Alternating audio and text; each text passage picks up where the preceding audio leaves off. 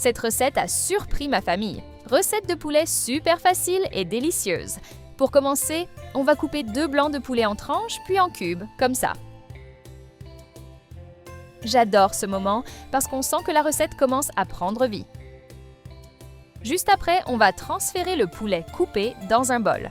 Ensuite, je vais ajouter 1 cuillère à café de gingembre, 3 gousses d'ail hachées, 1 cuillère à soupe d'huile d'olive et 1 cuillère à soupe de miel.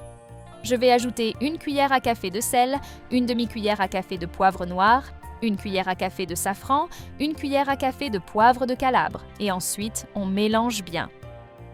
Et avant que j'oublie, dis-moi de quelle ville tu me regardes pour que je t'envoie un coucou spécial.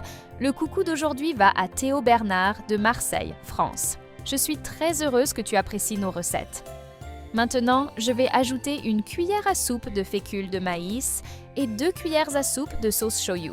Ensuite, on remue à nouveau pour bien tout intégrer. Juste après, je vais mettre le poulet dans cette poêle.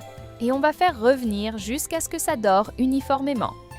À chaque fois que je fais cette recette, je vois à quel point le visuel final dépend de cette étape. Parce que c'est ici qu'on réussit la texture, qu'on définit la finition, et c'est délicieux. À ce stade, je vais retirer le poulet de la poêle. On va tout mettre dans un bol et réserver.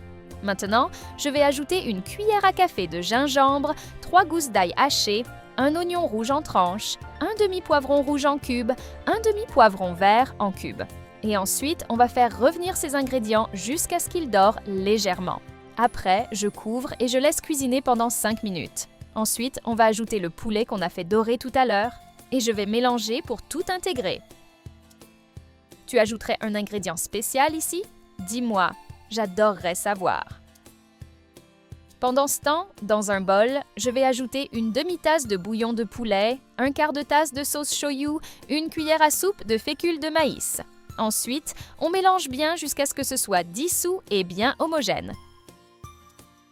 Juste après, je vais verser ce mélange par-dessus la poêlée. Je suis sûre que cette recette va devenir un classique chez toi. C'est impossible de la faire une seule fois. Et on mélange à nouveau jusqu'à ce que tout soit complètement enrobé. Maintenant, je couvre et je laisse cuisiner pendant 5 minutes. À ce stade, on va dresser des portions de ce délicieux repas au poulet et aux légumes dans une assiette. J'aime ce genre de recettes parce qu'elles tiennent exactement leurs promesses. Pas d'étapes compliquées, pas d'ingrédients difficiles, et pourtant, le résultat attire l'attention. Le visuel et le goût sont incroyables. Je l'ai déjà faite plusieurs fois et tout le monde adore. Fais-la chez toi et dis-moi ce que tu en as pensé.